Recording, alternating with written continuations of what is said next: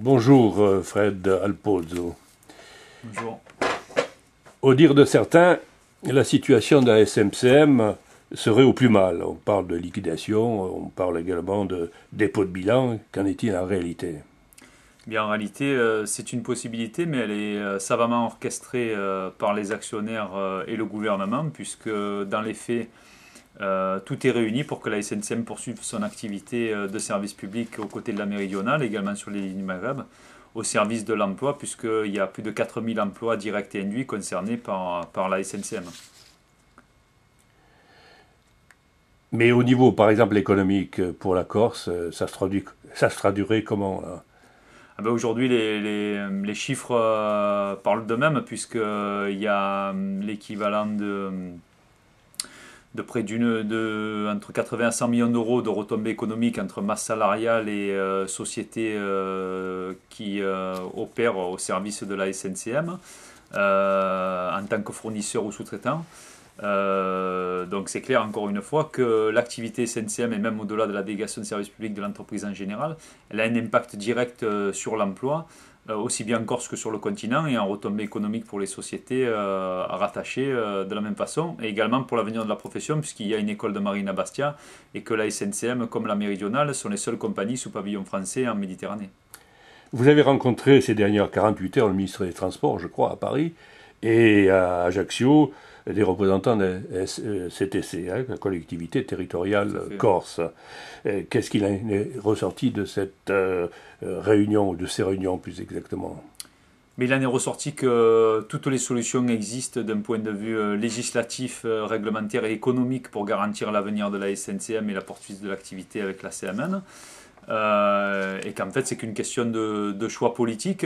Également, les élus en Corse, lors de la commission, ont parfaitement fait le diagnostic, comme il avait fait en novembre 2012, qu'il faut réguler et réglementer la desserte dans l'intérêt général pour que toutes les compagnies opérantes aujourd'hui puissent poursuivre leur activité sans dommages collatéraux pour l'emploi et économique. Donc en réalité, par contre, le fait effectivement que la déréglementation et la concurrence sauvage opérée par Corsica Ferry sous pavillon du modèle Bolkestein avec les travailleurs détachés de l'Union européenne se poursuivent, et la fiscalité opérée depuis l'étranger pour ne pas reverser les impôts et taxes sur le territoire national, et bien si ce dispositif-là n'est pas régulé comme l'avait voté l'Assemblée de Corse en novembre 2012, tous les deux compagnies SNCM-CMN sont en grande difficulté et en grand danger, surtout pour leurs salariés en premier lieu. Alors, dans une certaine presse et dans certains milieux insulaires, on se félicite de la mort éventuelle de la SMCM et aussi de la CMN. Pour qui roulent ces âmes bien nées? Il est sûr que, après, d'abord, c'est pas l'ensemble de la presse, puisqu'on remarque qu'il y a eu d'ailleurs un article récent encore ce matin sur les dégâts possibles de la disparition de la SNCM en Corse. Et puis hier, encore une fois, la commission a eu la confirmation que ces dégâts ne se limiteraient pas à la SNCM, mais impacteraient malheureusement aussi la méridionale et ses salariés.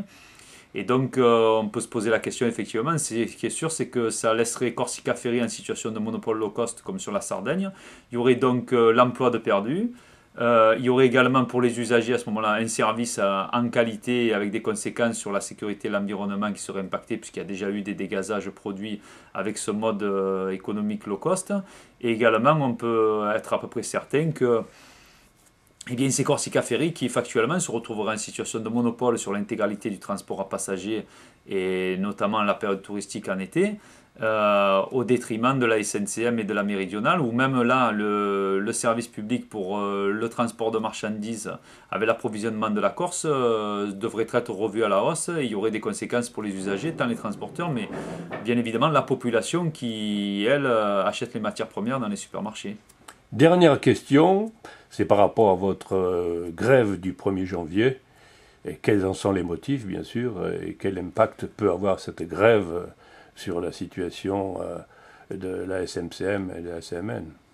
Mais bien évidemment, déjà la grève, comme vous le dites, elle est au 1er janvier, donc on est début décembre, on n'est même pas à la mi-décembre, donc il y a largement de quoi éviter la grève en apportant les bonnes réponses et les solutions pour l'intérêt général.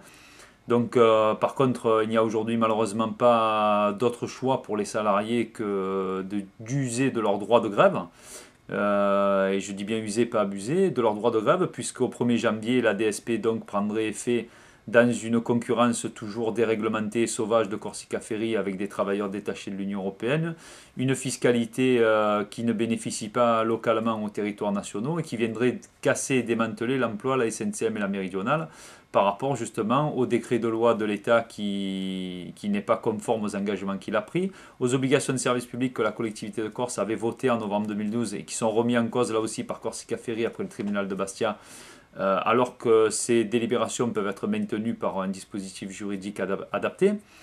Et là aussi, nos directions et nos actionnaires qui se sont tous entendus, y compris avec Corsica Ferry, je dis bien tous, c'est-à-dire aussi bien Steph que Veolia, Transdev et l'État, pour finalement ne pas avoir à investir et réaliser le service public au meilleur coût et aux meilleures retombées économiques et sociales pour les salariés et les usagers, aussi bien en Corse que sur le continent. Dernière question, cette fois-ci. Que pensez-vous d'une renationalisation de la SMCM ? Mais ce qui est sûr, c'est que on pourrait dire pour la CGT qu'on y est bien entendu favorable, mais on sait qu'aujourd'hui, avec le contexte juridique, on pourrait parler de renationalisation à condition d'abandonner tout des pans entiers de l'activité de la SNCM pour se limiter à une compagnie très réduite de transport de marchandises uniquement, au détriment de l'emploi essentiellement et du service aux usagers. Donc, ce n'est pas acceptable. La renationalisation, on peut bien sûr, elle est possible et on peut même l'estimer souhaitable, mais ce qu'il faut d'abord, puisqu'aujourd'hui on a l'État au capital et la Caisse des dépôts à 33%, donc on est majoritairement public, il faut on n'est pas dans des revendications, mais il faut déjà sécuriser ce dispositif et l'actionnariat public. Et puis demain, effectivement, puisque Veolia veut s'en aller, pourquoi ne pas réfléchir effectivement à soit la montée au capital de l'État, soit la remontée de la Caisse des dépôts, ou justement avec d'autres acteurs publics pour qu'on soit 100% public avec l'État. Vous pensez à quel acteur public autre que l'État ? La région, par exemple, en priorité, c'est l'État. Il y a la Caisse des dépôts qui elle doit donc y rester. Et pour les 33% restants de Veolia, c'est aux collectivités, dans la SNCM globale, dans toute son activité, aux collectivités à s'unir à ce moment-là, à condition de sécuriser l'activité, puisque ce n'est pas le capital qui permettra de sécuriser la concurrence déloyale et autres. C'est bien le législateur et la collectivité territoriale de Corse et le gouvernement. Vous pensez peut-être à la région PACA, au Conseil général des Bouches-du-Rhône, à la ville de Marseille, je ne sais quoi encore. Hein, à condition que l'État et la collectivité territoriale et la Caisse des dépôts restent.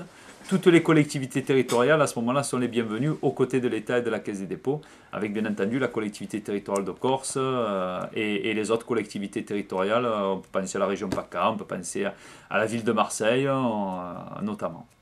Bien, je vous remercie. Dernière chose, Manque Alternative continue à apporter son soutien le plus total à l'action des travailleurs de la SMCM et de la CMN. Mais au nom de tous les salariés, on vous en remercie. Merci.